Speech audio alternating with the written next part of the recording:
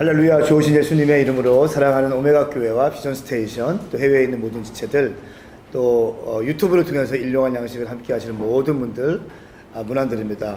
오랜만에 킹덤 컨퍼런스 이후에 일주일 만에 다시 한번 인사드리는데요. 우리 함께 오늘도 오메가 교회 청년들과 하루에 한 장씩 말씀을 보기 위해서 있는데요. 함께 인사합시다. 샬롬.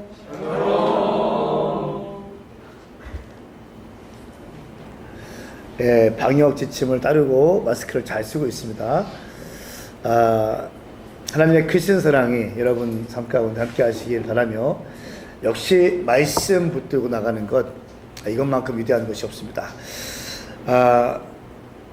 전도서 말씀은 인생의 지혜에 대해서 기록하고 있습니다.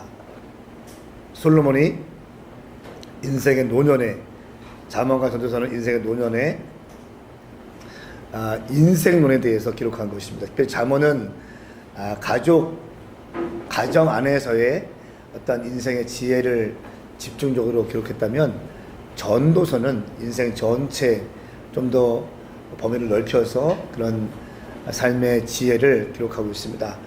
또 아가서는 솔로몬이 젊었을 때 아주 열정적인 사랑을 기록한 내용이기도 합니다. 저는 오늘 전도서 5장 말씀을 크게 두 단락으로 나눠 보았는데요. 1절부터 7절까지는 하나님 앞에서 인생을 살아가라. 한마디로 말하면 코람데오. 8절부터 20절까지는 하나님을 인정하는 사람들의 태도. 하나님을 인정하는 사람들의 태도가 있다는 겁니다. 여러분들이 오늘 이 말씀 보시면 내가 하나님을 인정하는가 그렇지 않은가를 알 수 있습니다. 자, 먼저 1절부터 7절까지 말씀 보시면 세 가지를 좀 강조하고 있습니다. 형식적인 예배를 주의해라. 또 너의 형식적인 기도 생활을 주의해라. 또 성급한 서원을 주의해라. 그러니까 이것은 모두 다 하나님 앞에서라는 생각이 없을 때 일어나는 일입니다. 1절 말씀 보실까요? 너는 하나님의 집에 갈 때 내 걸음을 조심하여라. 가까이 다가가 귀 기울여 듣는 것이 자기가 잘못한 줄 모르는 어리석은 사람들이 희생제를 드리는 것보다 나으니, 이는 어리석은 사람들이 자신들이 악을 행한다고 생각하지 않기 때문이다. 너의 걸음을 조심해야 하는 거야. 예배 드리러 갈 때 형식적으로 습관적으로 가지 말고, 아무런 기대감 없이 가지 말고, 오늘도 일요일이네 하면서 늦게 대충 일어나서 짜증나 하면서 가지 말고, 너의 걸음걸이를 정돈하고 하라는 거예요. 또 내 2절 말씀에 내 입을 쉽게 놀리지 말고 조급한 마음에 하나님 앞에서 아무 말이나 내뱉지 말라. 하나님께서는 하늘에 계시고 너는 땅에 있으니 내 말수를 적게 하라. 무슨 말인가 하면요, 잠언에 나와 있는 말에 대한 이야기라고 하기보다는 하나님 앞에서 너의 기도를 습관적이고 아무렇지도 않게 막 내뱉는 말 있죠. 그런 기도들. 그러니까 중언부언하는 기도, 이런 거 하지 말라는 겁니다. 형식적으로 기도하지 말라.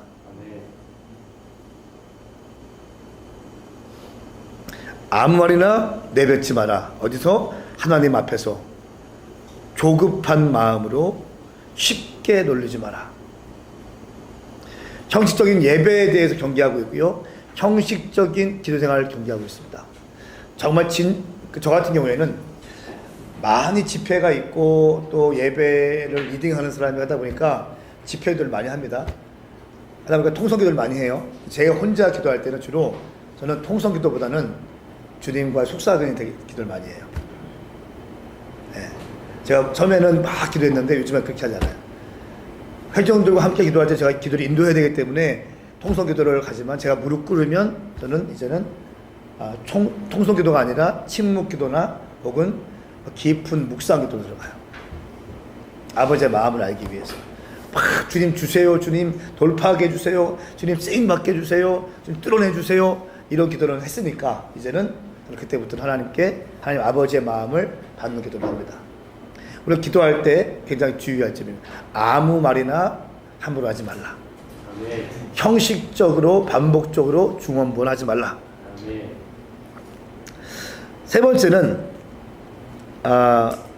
4절 말씀에 오시면 성급하게 서원하지 말라. 내가 하나님께 서원한 것이 있으면 그것을 지키는데 미적거리지 마라. 그분은 어리석은 사람을 기뻐하지 않으신다. 네가 서원한 것을 갚아라. 한번 서원했으면 반드시 갚아야 됩니다. 어떤 사람은 우리 한남대에서 유성으로 올 때 서원했죠.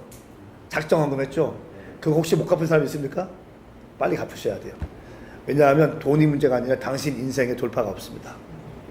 하나님은 인간의 만월이 여기 맞지 않습니다. 여러분들이 작정한 것, 여러분들이 서원한 것 반드시 이행하십시오. 당신의 인생을 위해서. 자, 서원을 하고 지키지 않느니 차라리 서원하지 않는 것이 낫다. 내 입 때문에 내 육체가 죄짓는 일이나 천사 앞에서 내가 실수로 서원했다 라고 말하는 일이 없도록 하여라. 7절 꿈 많고 말 많은 것도 허무할 뿐이다. 오직 너는 하나님을 경외하라. 무슨 말씀인가요? 서원을 신중하게 해라. 성급하게 서원하지 마라. 또 7절 말씀에는 꿈 많고 말 많은 것도 허무할 뿐이다. 막 흥분해가지고 나 이렇게 하겠습니다. 나 이렇게 하겠습니다. 이렇게 하는 거 있죠. 꿈 많고 말 많은 거 허무할 뿐이다. 차분하게 하나님 아버지의 마음을 구하는 거예요. 성급한 결정을 하지 않는 것. 그러니까 인생의 지혜가 성급하지 않는 것. 이것만 성급하지만 않아도 참 많은 부분들을 커버할 수 있습니다. 급하게 말하지 않는 것, 욱하지 않는 것, 이것만 해도 인생에 참 많은 부분이 유익이 됩니다. 자, 그러면 우리는 어떻게 참된 예배를 드려야 되는가? 요한복음 4장 말씀에는 하나님은 영이시니 예배하는 자가 신령과 진정으로 예배할지나 이런 말씀이 있죠. 우리는 어떻게 예배해야 되는가? 신령과 진정으로 예배해야 된다. 한마디로 말하면 듣는 마음이 있어야 된다. 듣는 마음. 내 것만 요구하고 내 것만 주세요 하는 건 어린아이 같은 성품이고요. 드릴 수 있어야 됩니다. 설교 말씀을 통해 드릴 수 있어야 됩니다. 찬양을 통해 드릴 수 있어야 됩니다.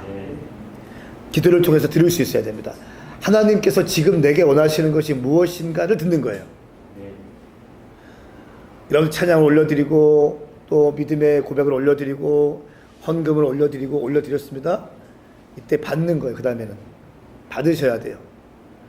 많은 사람들이 받는 걸 거부해. 일로 여겨집니다. 일로. 아니요. 받는 겁니다. 이게 예배예요. 그래서 듣는 마음으로 예배하라. 따라합시다. 듣는 마음으로 예배하라. 듣는 마음으로 예배하라. 헌신도 하고 뛰기도 하고 박수 치기도 하지만 그 가운데 주님이 말씀하시는 것들을 딱 잡아내야 되는 거예요. 그리고 그 말씀하시는 걸 가지고 내가 기도하기 시작하는 겁니다. 말씀으로 기도하는 거예요, 이게.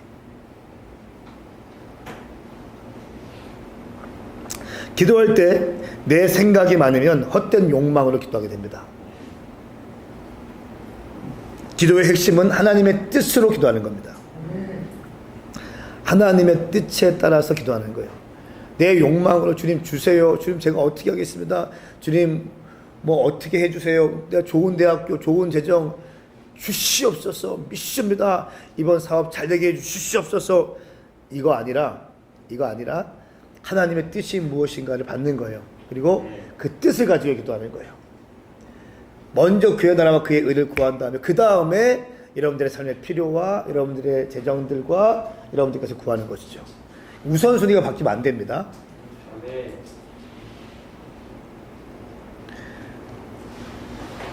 자, 4절과 6절 말씀해 보시면 서원에 대해서 쭉 나옵니다.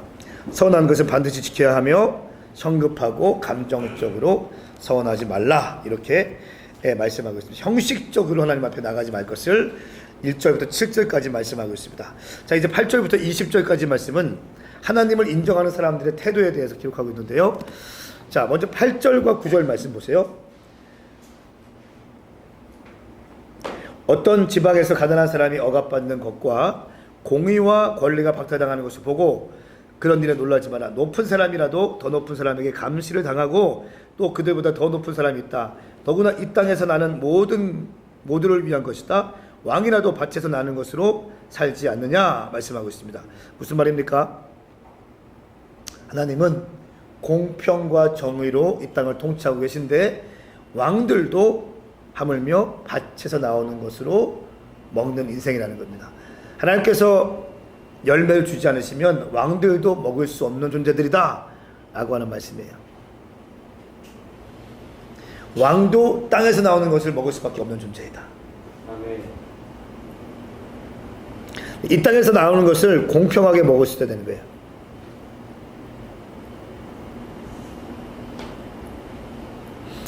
그러면서 10절부터 18절까지 말씀을 보면 많은 재물이 진정한 만족을 주지 못한다라고 얘기합니다.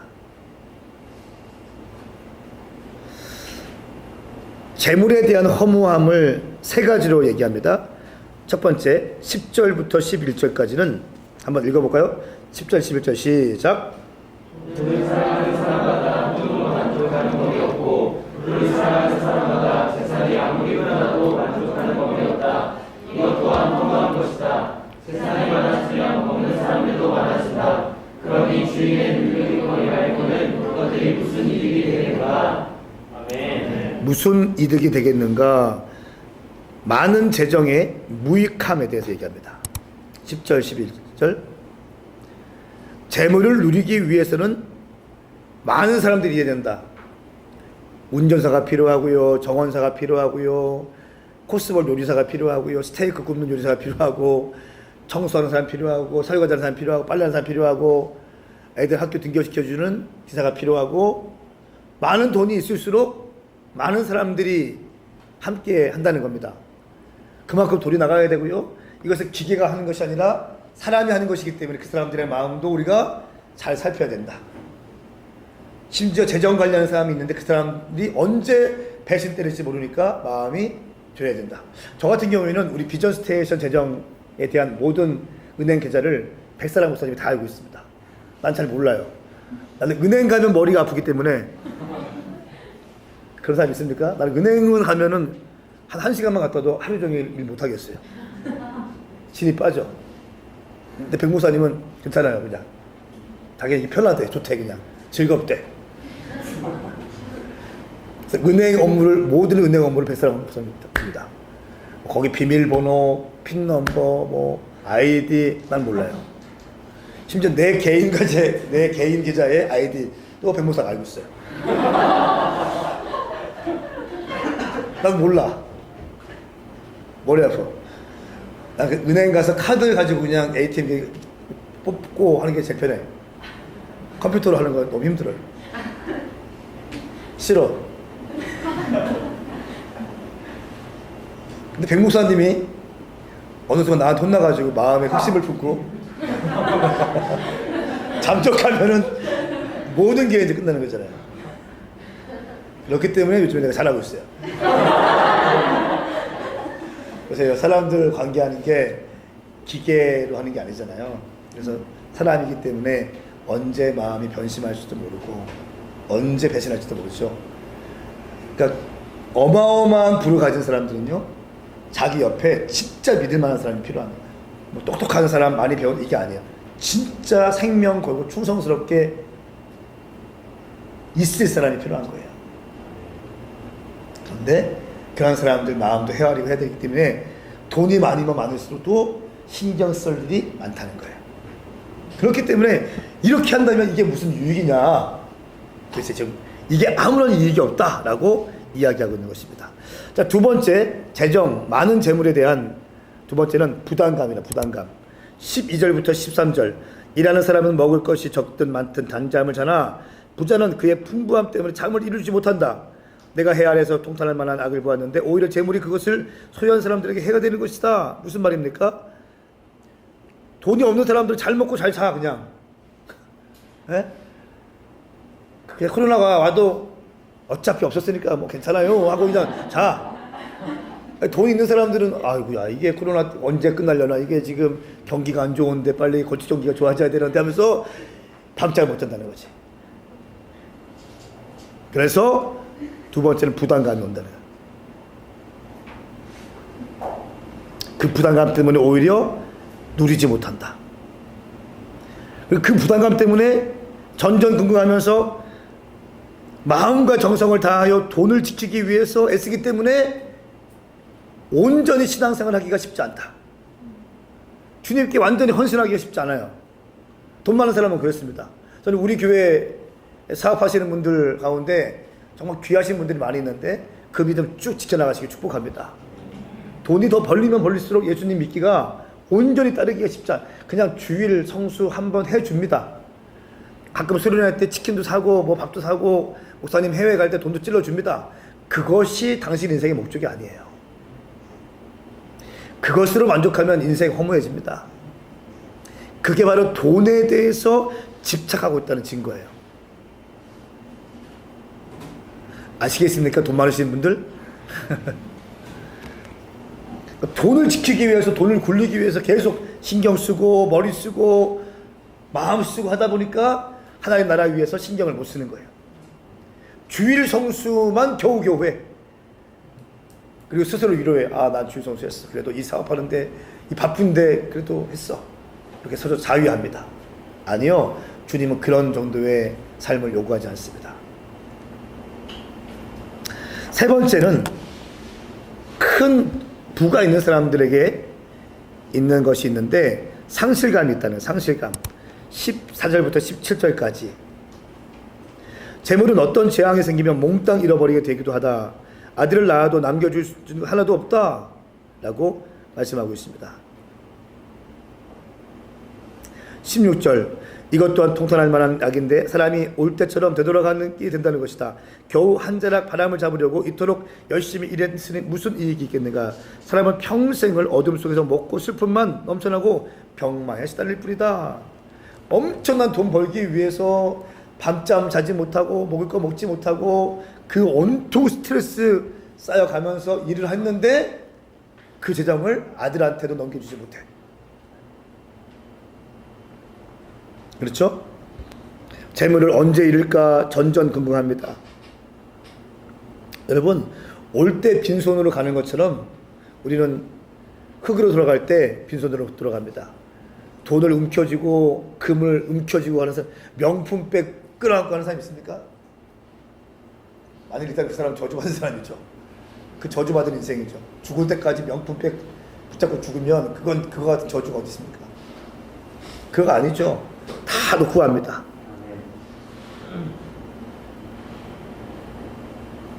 그렇기 때문에 과도하게 돈을 벌기 위해서 돈을 더 벌고 더 벌고 더 벌고 더 벌고 더 벌고 더 벌고 하기 위해서 살아가는 사람들은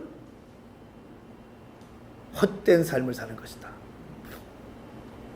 돈에 미친 겁니다. 돈벌레 되는 겁니다. 돈 버는 기계 되는 겁니다. 다 못 쓰고 죽습니다. 하나님 나라 위해서 한번 힘껏 밀어드리고 올인하고 얼마나 좋아요. 센터 처치 세울 때 한 10억씩 20억씩 쫙 밀어드리고 할렐루야.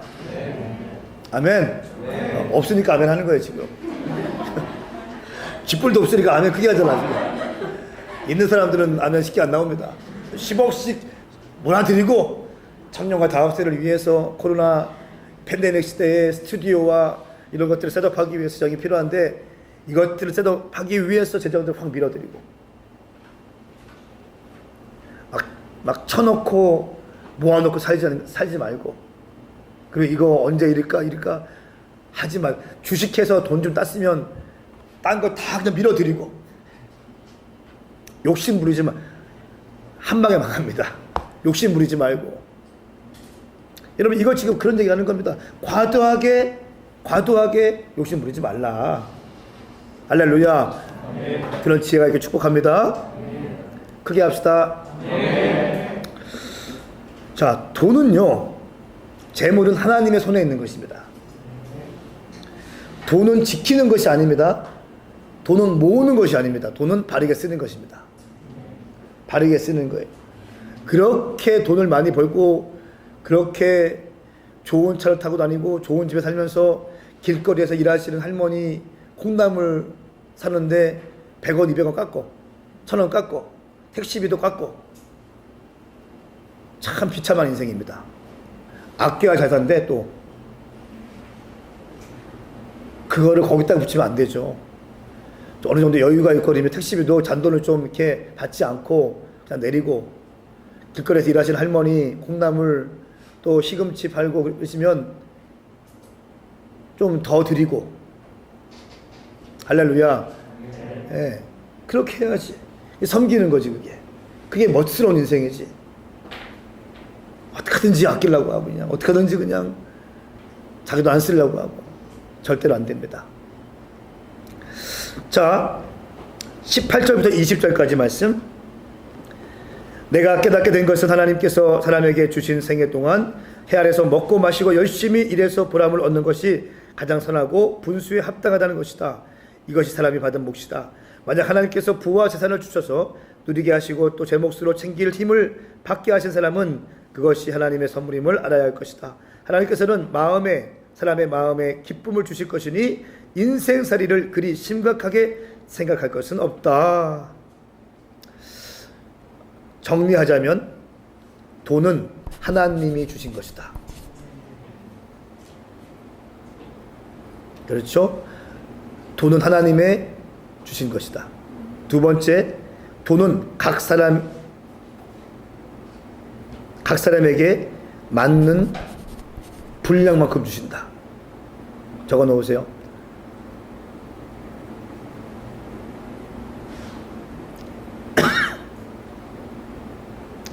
제 몫을 챙길 힘을 받게 하시다. 가장 선하고 분수에 합당하게 하는 것이다. 분수에 합당하게 버는 것이 중요합니다. 그래서는 별로 안 되는데 엄청 돈을 막 벌었어. 사고 납니다. 가정이 깨어집니다. 그렇죠? 부부관계 깨집니다. 자녀가 탈선합니다. 첫 번째, 돈은 하나님이 주신다. 두 번째, 돈은 각 사람에게 주시는 분량만큼 주신다. 그렇기 때문에 성공주의와 출세주의에 속지 말라. 더 크게, 더 위대한 비전, 더 위대한 이런 거에 속지 말라는 거예요. 내게 주신 분량만큼, 내게 주신 허락하신 만큼 쓰는 거예요. 감사하며 기뻐하며. 세 번째가 나옵니다. 주신 몫으로 만족하며 즐기며 사용하라. 이런 사람들의 특징이 있습니다. 20절이에요. 하나님께서는 사람들의 마음에 기쁨을 주실 것이니 인생살이를 그리 심각하게 생각하지 않는다. 아둥바둥 막 오래 살려고 하지 않습니다. 그렇죠? 만족하며 하나님께 주시는 만큼 살고 기쁨으로 사는 것입니다. 인생살이를 그렇게 심각하게 생각하지 않는다. 자, 전도서 3장 12절 말씀 보십시오. 전장입니다. 그저 사람은 기쁘게 살면서 선을 행하는 것보다 더 나은 것이 없다. 기쁘게 살면서 선을 행하는 것보다 더 나은 삶이 없다. 기쁘게 감사하게 섬기면서 밥도 사면서 또 이렇게 하면서 선물도 주고 마음도 주고 이렇게 격려해주고 낙심되어 있는 영혼들 위로도 해주고 상담도 해주고 밥도 사주고 맨날 얻어먹으려고 하고 이게 아니라 이게 멋진 인생이라는 거예요. 할렐루야. 내가 100만 원 벌면 비싼 거 못 사주잖아요. 그러면 떡볶이라도 사주고 짜장면 사주면서 같이 마음 나누고 좀 더 벌면 좀 더 좋은 데 가서 밥도 사주고 이렇게 섬기면서 기쁘게 즐겁게 살아가는 것입니다. 한마디로 말하면 재정의 주권은 하나님께로부터 온다. 이런 것을 신뢰하는 삶의 특징이 있습니다. 첫 번째는 11조 생활을 정확히 합니다. 하나님의 재정이라고 믿기 때문에 내 게 아니라 주님 거라고 믿는 거예요. 그렇기 때문에 이것은 11조를 드리는 게 아니에요. 11조 자체가 하나님 거예요. 그냥 11조는 헌금이 아닌 것 같아요. 11조는 하나님 거예요. 그냥 원래부터. 그거 손대면 도둑놈이야. 두 번째는 선한 일에 사용하죠. 재정들을. 영혼들 셀원들 힘들어하면 그걸 밥도 해주고 작은 선물도 사주고, 셀원들 생일이 맞이했으면 선물도 사주고 밥도 사주고, 또 건축하기 위해서 돈도 좀 모아놓고, 센터처치 세우기 위해서 돈도 모아놓고 헌금 드리고 준비하고, 이런 것들. 할렐루야. 이것이 하나님께서 원하시는 재정사용의 원리라는 것입니다. 11조를 드리고 선한 일에 영혼 구원 위해서 쓰임받는 것입니다. 이것이 바로 우리의 보화를 하늘에 심는 것입니다. 땅에 심는 사람이 있습니다. 그리고 하늘에 심는 사람이 있습니다. 땅에 심는 사람이 있어요. 내 먹을 거, 내 옷, 내 그런 거 심는 보화를 하늘에 심으십시오. 하늘에 심는 것은 도둑이 훔쳐가지 않습니다. 할렐루야. 네. 주님께서 다 기억하고 계십니다. 주님이 다 보고 계십니다. 다 알고 계십니다. 여러분들의 모든 것을 주님은 다 알고 계십니다. 오늘 이 전도서 5장 말씀을 통해서 형식적인 예배, 형식적인 기도, 형식적인 서원을 조심하시고, 여러분 인생 가운데 재물에 대한 분명한 인식과 기준이 있기를 예수님의 이름으로 축복합니다. 네. 내가 가진 재정은 내게 아닙니다. 다 주님 것입니다. 기도하겠습니다. 거룩하신 주님 감사합니다. 오늘 이 말씀 사랑하는 동역자들과 유튜브를 통해서 말씀을 받는 모든 심령들 가운데 깊이 있게 심겨지게 하셔서 하나님 나라 위해서 재정이 쓰임받게 하여 주시옵소서. 감사드리며 예수님의 이름으로 축복하며 기도하옵나이다. 아멘. 네. 여러분 오늘 전도서 5장 말씀이었습니다. 오늘 이 말씀이 당신의 영성에 도움이 되었다면 좋아요와 구독을 눌러주십시오. 저는 내일 전도서 6장 말씀을 통해서 다시 인사드리겠습니다. 오늘도 말씀으로 승리하십시오. 함께 인사할까요? 샬롬. 감사합니다. 갑시다. 클로즈 해주세요. 오늘 전화 붙입시다.